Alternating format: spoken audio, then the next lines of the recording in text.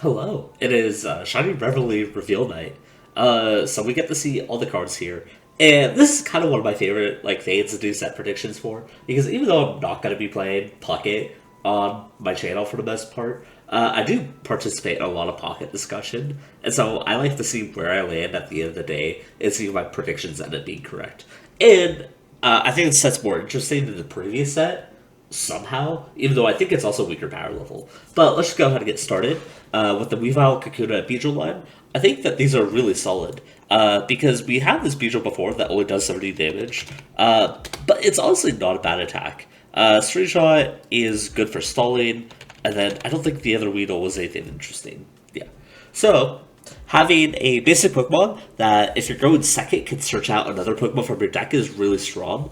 And honestly, 170 HP and then only needing 2 energy for this attack is really nice, especially because it can put the opponent down. And so this is really strong going first, because you'll actually be able to evolve all the way into this. And unlike the majority of the attackers in the game, who still have to wait a turn because they're like a 3 energy attack on a stage 2, there's only 2 energies. So you're going to be able to swing immediately, which I think is really strong. Unfortunately, Pocket doesn't give you the chance to decide whether you want to go first or second. So I think in that sense, this is a lot weaker because you're not always going to be able to guaranteed to get that value. But this always just does discard random energy. And you can probably pair this with something else. Maybe something even grittier on the backline that you have to charge up. But otherwise, I think the Beedrill has some potential. Especially if, Dark decks end up being really good. Or, yeah, Dark decks that are weak to grass. So, I think Beedrill's, decent.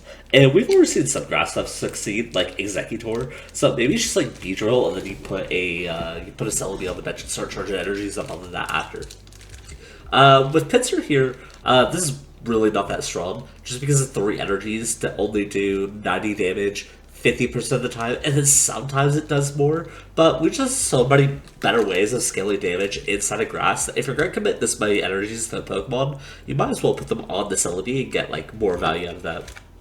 Sprigatito is really nice because it allows you to just draw a grass Pokemon, which is really good for the whole Stage 2 line. And it also means you don't have to tech in Caterpie, who does the same thing. The Florigata is also okay. It's nice that this also curves out, and then Meowscarada has the same positive trait that I have to say about Beedrill, and that it's really strong going first. And honestly, the fact that this does 130 damage to 130 damage to an EX Pokemon is incredibly nice. Especially as we see further down, we'll have a way to boost up the damage by 20 if you play a supporter alongside it, which can allow you to take knockouts against things like Arceus or Dialga before Giant Capes. So, I think the Meowscarada may have a place. I think the only issue is that stage 2 attackers generally haven't seen a lot of success, because 1, you have to actually be able to draw into them, but 2, this thing can just get return knockout, get hit by a return knockout by something as powerful. And so if the Pokemon isn't entirely, super self-sufficient, then it has a hard time finding a place inside the metagame. And so I think that's where Meowscarada might lie, where this text looks really good, but it'll be really hard to get up and to keep up. Or at least the Beedrill has the extra safety measure of having a shit ton of HP to back it up. We have a new Charmander and Charmeleon. I think these ones are nice. I do not recall if the previous Charmeleon was a 3 energy attack, but I want to say he was. Yeah, so having a new one that is 40 attack for 2 energy is really nice as your bridge. You don't want to be on this one if you're forced to straight up evolve into Charizard EX and not go down the Moltres route. And I actually think this Charizard's not that bad. I think it's, once again, a really self-sufficient card. And cards that can provide their own support have tended to be extremely good, as we saw with Magnezone, for example, which became really splashable. Leafeon itself is kind of okay. And so there's a lot of situations and stuff like that. And, I don't want you to get, too mixed up and be like, oh, well, it's not the other Charizard that does 200 damage. Because 150 is still really respectable. And so if you end up attaching energy to this and then stoking, you could attach 1 more energy to it next turn. Or if you already had an extra energy available onto it, then you can start charging something else up in the backline. And so I think that becomes really strong. In fact, you might be able to pair this with a different early game attacker, possibly, like the Magmar right ahead of us. But I think the card, is decently strong, and I think not having to rely on Moltres is a huge plus. Because the deck relies on a lot of things that go well, because you want to start the game with Moltres. And so if you don't, you have to add in all these countermeasures to get the Moltres out, and you have to start swinging, and you have to play around Sabrina. And so there's just a lot of things that could go wrong for the Moltres Charizard combo, that it's nice that, like, this incentivizes me to cut the Moltres. This Magmar is kind of nice because we have Blame still. They keep giving us Magmars, which means we keep having to look at this card. And this can allow us to shoot for 50 damage on the first turn of the game, which isn't going to be enough to knock out most things. But I believe it can knock out, is Manaphy 50? I want to say Manaphy is 50 HP. Yeah, so we could knock out a Manaphy on the first turn of the game, which is really, really nice in a Blade deck. And so you probably go to this and then just use, like, Rapidash and Ninetales as your other alternative attackers. But this is a really nice inclusion for combating any of the 50 HP threats, such as the Manaphy that's really popular that I talked about earlier. It can also hit Dialga for decent damage, because this is 1 energy chip Dialga for 40 damage every turn, which is extremely nice. And then I actually don't mind this Magmortar as kind of its own budget option, because we have the Magmar from the previous set that can attach energy to itself. And so this can be kind of annoying. It's still coin flip centric, and they can retreat and get rid of this effect. But if you're forcing them to retreat, then they might be losing tempo with their energies or using resources. So I think this, I don't think this becomes like an actual meta deck. But I think if you wanted to fuck around and play Magmortar, it's also not bad having the Magmar from Space Time Smackdown that ramps energies to itself. Charge this up is kind of nice. And I don't know what your alternative gameplay could be, but maybe you can run something grittier in the back. That's cool. Unfortunately for this Paldean Tauros, I really don't have much to add on, because 3 energy for 80 is kind of okay, but you don't have a good way of ramping into this super aggressively. That isn't Moltres. Moltres sucks because it gives up 2 prizes. It's quite reliant. You don't want to be using Moltres to charge this up. Moltres Arcanine only kind of works because Arcanine's really bulky and hits just a good enough number to knock out Pikachu EX when that was relevant. And then Moltres Charizard only kind of works because Charizard ends the game by doing 200 damage. So there's really not a good place for this Tauros at the moment. Even though any damage or 3 energy on a basic is not that bad. We have these Tentacruels that do 40 damage. I think this is just power creep because I do not remember what the other 40 attack 1 energy water Pokemon is. I think it's Starmie. I think Starmie was the other one. So Starmie only has 90 HP. I guess it's free retreat. It's whatever. Who cares? You're not really using these. Floatzel does 30 damage to 1 of your opponent's Pokemon. This is almost okay because there's so many water snipers that having a cheaper attacker like this actually set damage up is not awful, but I haven't seen that manifest at all. I thought there was going to be a few options for it. I thought Empoleon might do something because, this line of text to me, almost reads really good. And I haven't had the chance to test it because I haven't even pulled second Empoleon, but I haven't seen other people playing it. And I want to say, Gastrodon also is similar, where Gastrodon has a snipe ability, but none of these just see any play. And so even having an earlier bridge to that probably doesn't help it. I think the only other one that snipes that was kind of interesting was Rotovan, which puts some damage on everything. And then was it Lumineon? Lumineon might also do it. A 50 damage. So I guess it's better than Lumineon. It has more HP. It attacks for 1 energy, so you can start charging up energy on another dude. So not entirely sure if Floatzel ever becomes good, but it's kind of your early game attacker if you're going to rely on something like that. We have Trio, which is kind of funny. It's just Dragonite on a with a cheaper body, but 140 HP on a stage 1 is really, really sad. I feel like there's a lot of Pokemon that knock this out. For stage 1, which really, really sucks. And I think the attack is neat. I like when Dragonite does it, but I'm not sure if this is gonna be. I don't know if this closes the bridge on it because Dragonite barely does enough that sometimes it can win a match. I'm not sure if 150 does that here. Though it does come out earlier, so maybe there's a world. But like, I think you have to get absurdly lucky on your rolls for this to do something. And with how big a lot of the big attackers are, like Arceus and Dialga, who can just run a giant cape and get out of the range where you magically hit them 3 times, I don't think this is super noteworthy. The only thing that I can add on is that Misty's a dumb, stupid, broken card. So, I mean, Misty can carry any water type attacker. And this is definitely like in the territory of like Misty could do something.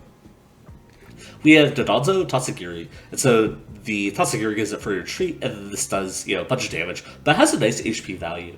And one of the cards I was kind of looking at the last format as another sponge wall is this Giratina, that if you have an energy attached to it, as for your trait. So I was thinking this could be nice in situations where you have a spare energy and you need to attach it to Tina. It can wall a few hits, you can put a Rocky Helmet or a Giant Cape on it and then retreat out. I was playing it in both the Cynthia's Garchomp deck and the Cynthia's Togekiss deck at some point, but I stopped playing Togekiss, and then the Garchomp deck would rather run the Kangaskhan for the offensive pressure you get in the early game, since it kind of helps you with your energy issues, and Garchomp EX is also another solution for a late game attacker that doesn't get screwed over by energies some of the times. And so I don't think like this type of wall is really necessary. Like if Tina couldn't outmatch Dredagon, I don't think Dondozo could. I could be wrong, though. Like, I could see you ramping Manaphy into this and doing something, but I just don't know why we would want to be retreated for free, because I believe a lot of the heals that we're getting in the set heal the active Pokemon. So, it's a little sketchy.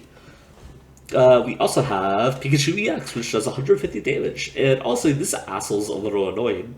If you have Magnetuns, you can don energies onto the Pikachu and swing for 150 really quickly. It does require you to hit a few combo pieces, right? Like, it requires you to have Pikachu in the active, Magneton on the bench, and then don. But there's a chance, like, you just swing 150 twice into, like, a big EX deck, and then you win the game because of it. So I don't want to completely discredit it, because I think, like, the potential for this combo is really strong.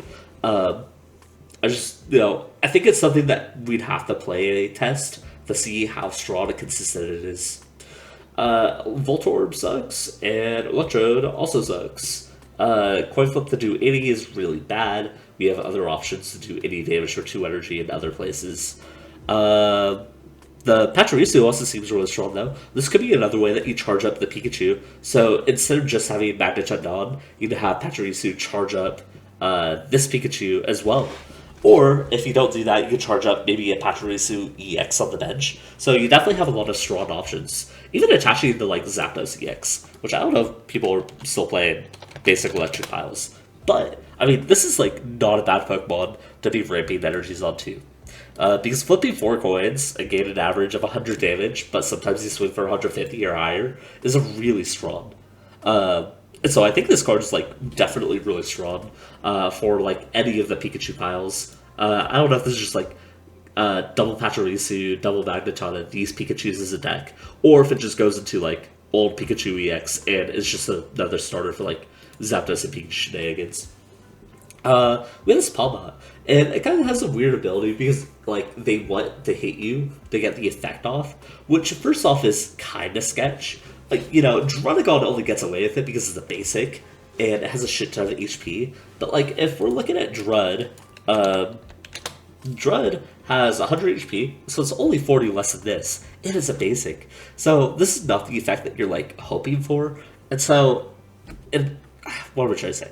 And then if this gets 1-shot, or even just 2-shot, it's really not doing a lot of damage back. So let's say, let's just say you get hit, you hit the back, and then it knock you out.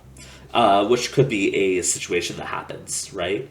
You would have done 110 damage for setting up a stage 2, and then lost all your progress under stage 2, which I really just don't think is good enough.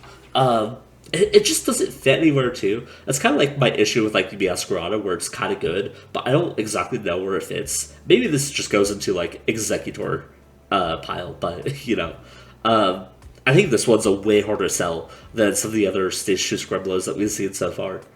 Then we have, I think this Abra's okay. It depends on whether you like what Abra in the front or not. This Kadabra might be weaker. I think the other one's stronger, right? Might have been 2 energy. Oh, it's 3? Oh, that's so much better, actually.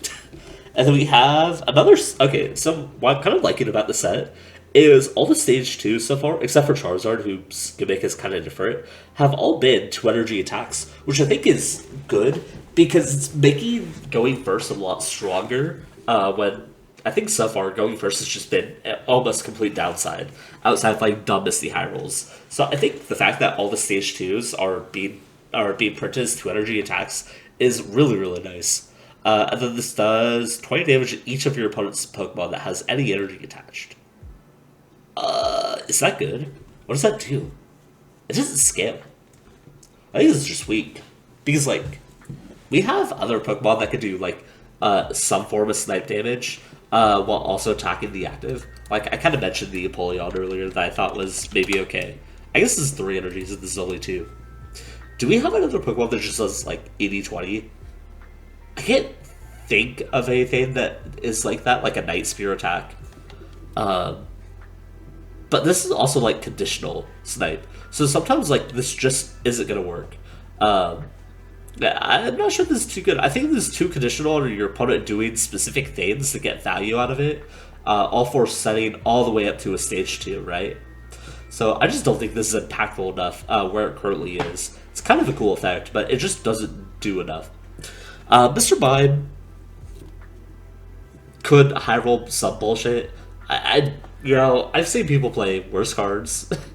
I don't think we're at the point where people are willingly putting Mr. Mime in their deck, but the damage is unreliable.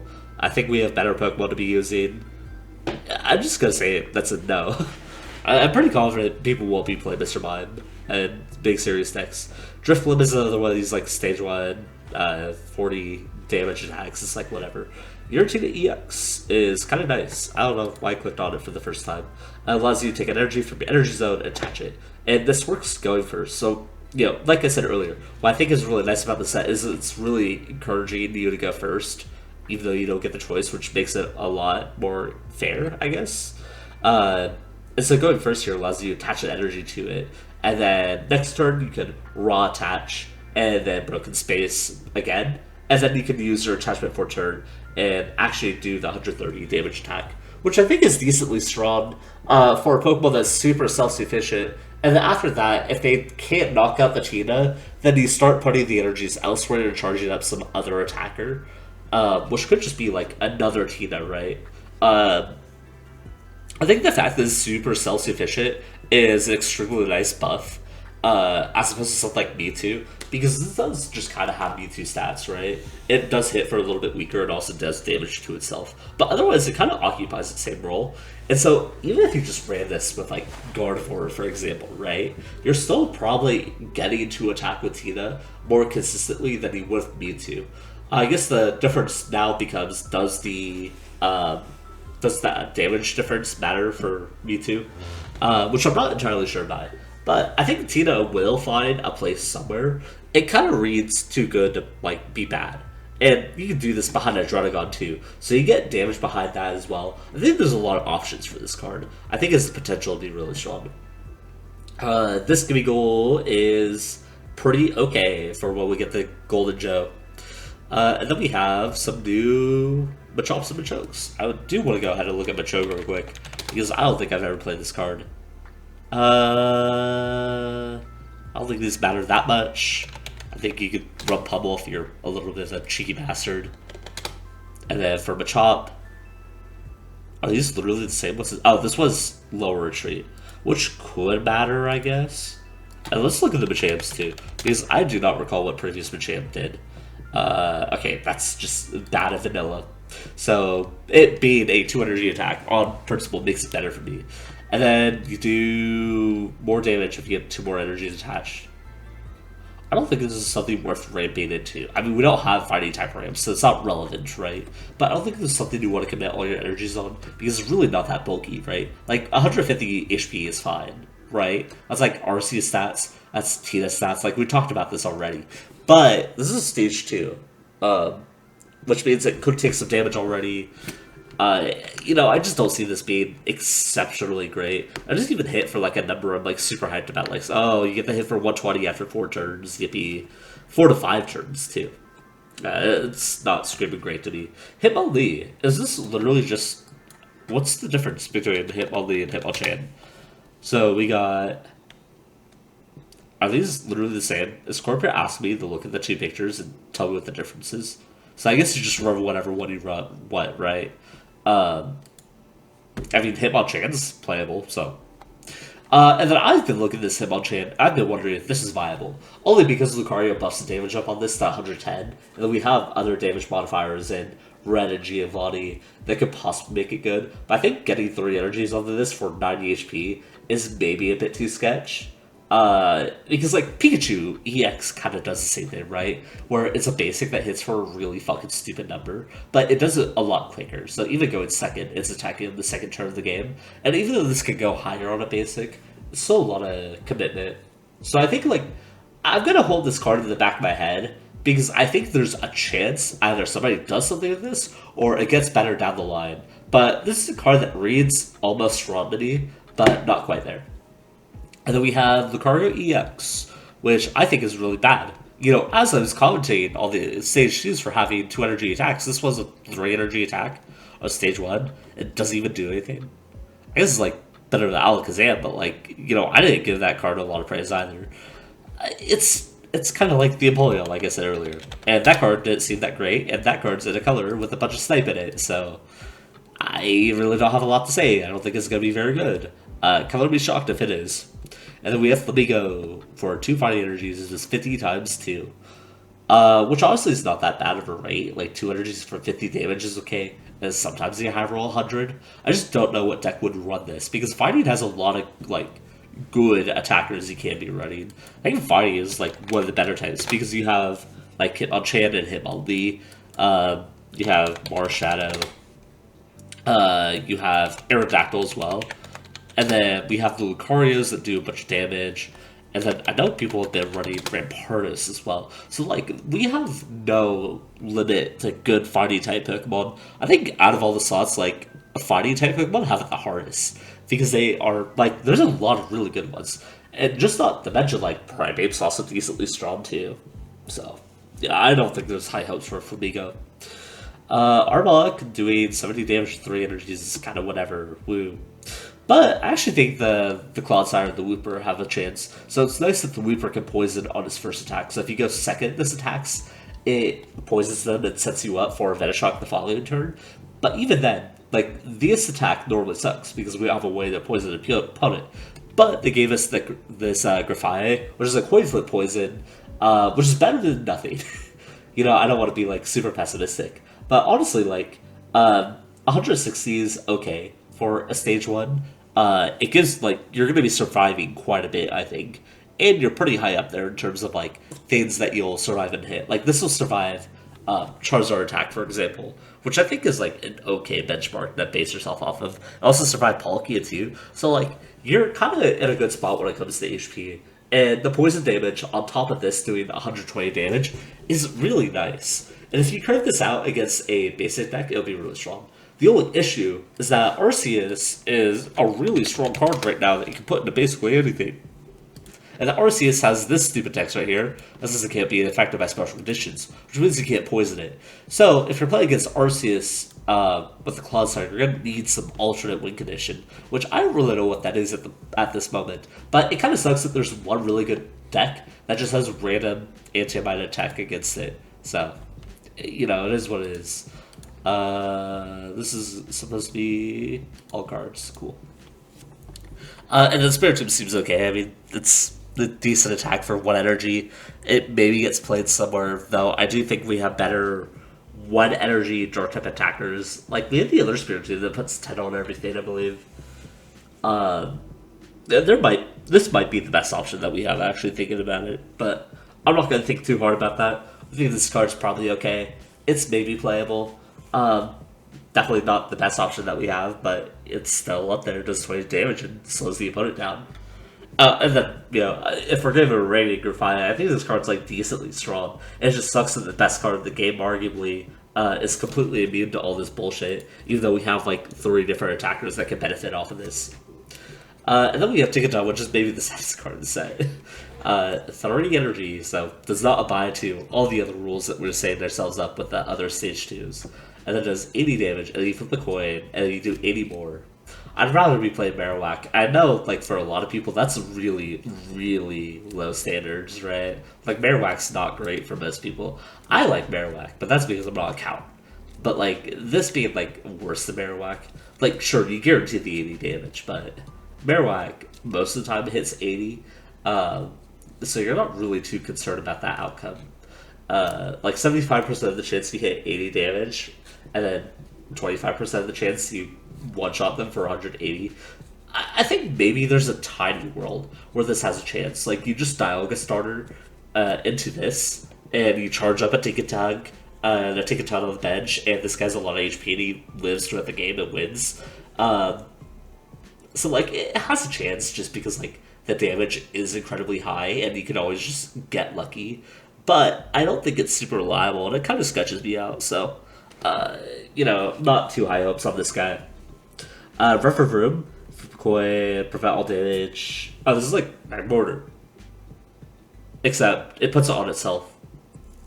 It is okay. Like, if you're gonna put Metal Ramp onto a Pokemon, like, you could definitely do worse than Referroom. I think it's better than, like, Bastiodon. Bastiodon's kind of the same boat, where it has this ability that allows you to take 100 less damage, but it does 80, and this is 70.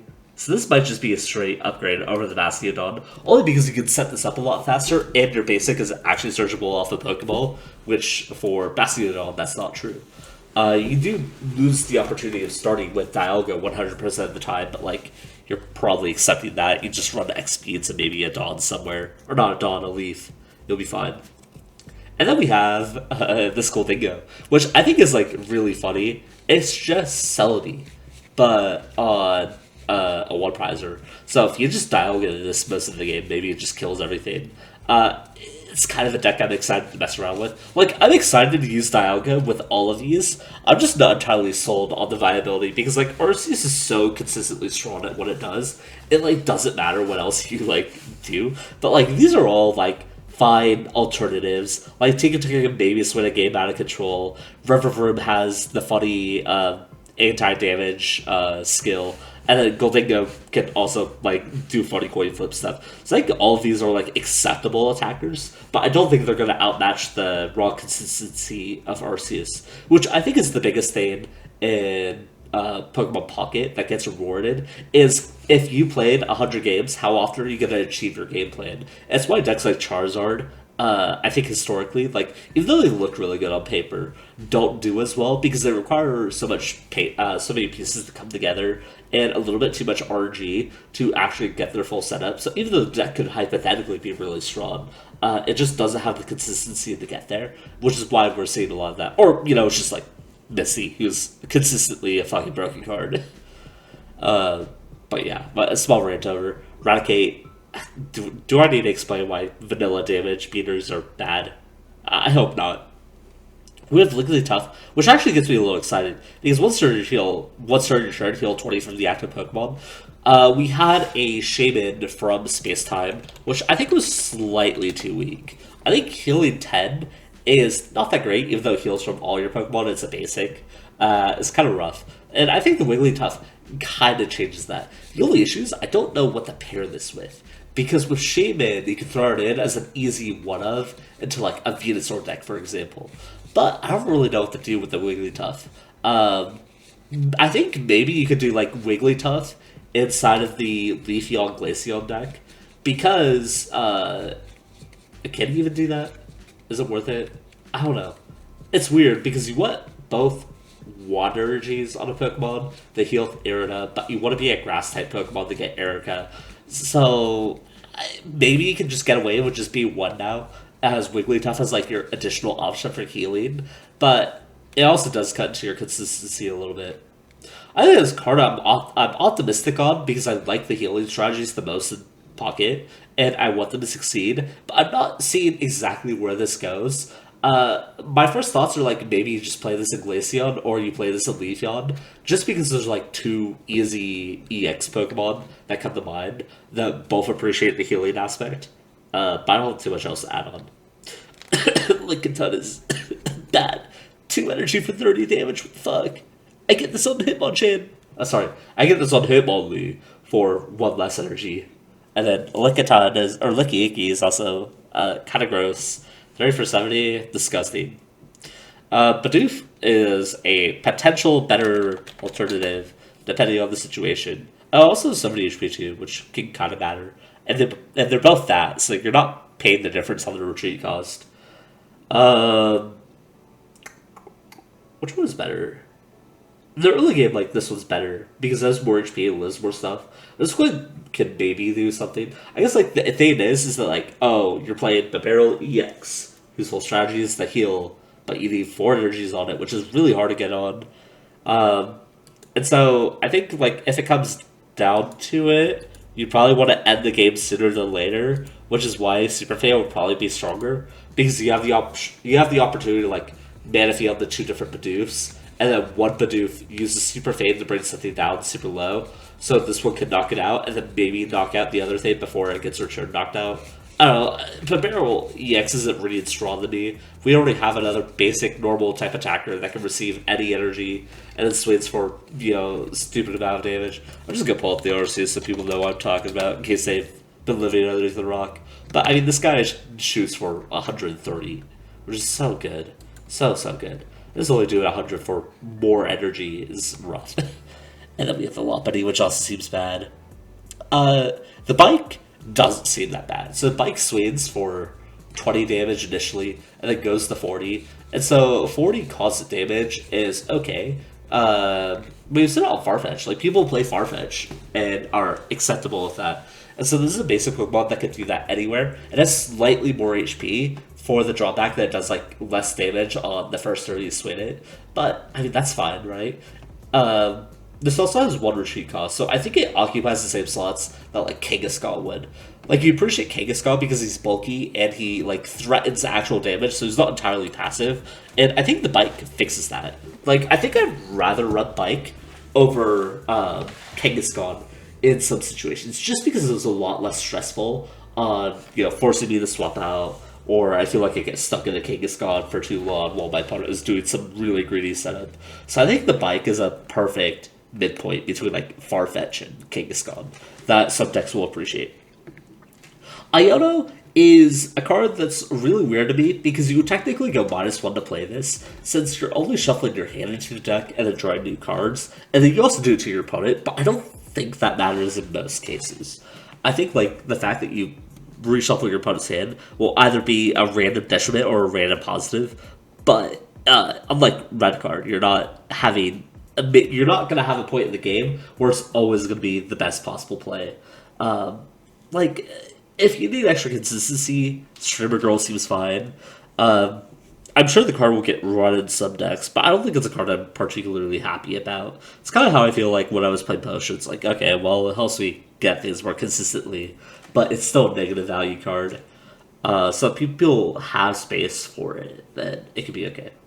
Pokemon Center Lady I'm actually really happy about. I like having even more additional healing options. We're getting to the point where we just have a shit ton of healing in the game, between Wigglytuff, Pokemon Center Lady, Erica, Arena.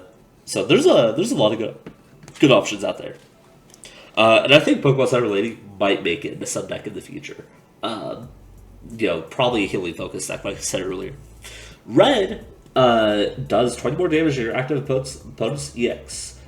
Giovanni is kind of whatever. People were playing Giovanni in the first month because it did fix a few math problems in a very small metagame. But as Giant Cape has been introduced to the game, really, the HP gaps for EX Pokemon has gotten out of the range where Giovanni doesn't really make up that difference. But I think Red makes up that difference a lot. And I don't think there's a lot of situations where we're going to be missing out on the +10 from Giovanni against, like, non-EX Pokemon. If you do, that kind of sucks, and you might want to consider running Giovanni in that slot. But having Red in the game does make damaging this Pokemon way easier now. So if you're doing 150 damage to a Pokemon, they can no longer Giant Cape outside of that range if you have the Red available to you. Once again, this is just a math thing. It just depends on the damage that your deck does, and if Red fixes that math in a meaningful way. But the card has to be good to some degree, because there's definitely some decks out there that are going to appreciate the plus 20 buff. And then we have Team Rocket Grunt. Flip a coin until you get tails. For each heads, discard random energy for your opponent's active Pokemon. And the card reads deceptively strong, because it's Crush and Hammer, like, on steroids sometimes. It's, like, weird. Because typically, I'd say in Pocket specifically, you would much rather set yourself up to win than to set your opponent up to lose. When you set your opponent up to lose, it's usually an opportunistic angle that you've been granted. Like, I can Sabrina up the Charmeleon and knock it out before it evolves, and now I win the game because it's going to take way too long for them to reset up. You'll get a whole lot of situations like that, which is why a card like Misty is really strong, because Misty can set yourself up into a position where your opponent can't really respond to anything. And Team Rocket Grunt, one, requires your opponent to have energies on the active Pokemon specifically, and two, has to matter. Like, are you choosing a situation to discard all their energies, or are you choosing a situation to knock out their Pokemon? And so, if there's a deck that, there's a small possibility where you have one empty deck slot, and Team Rocket's Grunt makes its way in, because you're already kind of a passive deck that has a slow win condition anyways. Like, I think of, like, Venusaur, for example, or even, like, fucking the Barrel, right? These are both slow win conditions, because they rely on you getting a lot of value every turn from the innate stuff that you put in your deck. And this is where a card like Team Rocket Grunt would be really strong, because it can slow the opponent down where you're still building up your incremental value and hoping that value outlasts the opponent throughout the game. And so I could see a Team Rocket Grunt maybe making a one-off appearance in a deck like that. But I don't think this is going to be a card that everyone just throws in. Or at least I hope not. I don't want people to fucking Team Rocket Grunt my ass every game. Anyways, it's basically the whole set review. I don't have too much else to say. I think the set's really neat. I spoke very positively on a lot of cards here, mostly because I think they're cool ideas that I actually kind of want to experiment with, but I don't think any of these are real head turners. I think the one that has the biggest chance to turn heads is possibly the Pikachu, because it does a shit ton of damage for a basic Pokemon. It does even more than Arceus. Granted, it requires you to discard all the energies, but between the Pachirisu and the Magnesha Dawn combo, you have a lot of ways to get it set up. Tina kind of fits the mold of a lot of things that we've seen already. Cloudsire's almost all the metal stuff is kind of okay. And I think the supporter selection this time is really good. So, the set's cool. I'm going to look forward to playing this on my breaks at lunch. Otherwise, if you guys enjoyed this, make sure to like, comment down below, and subscribe, and I'll see you guys around playing actual Pokemon with Journey together when that comes.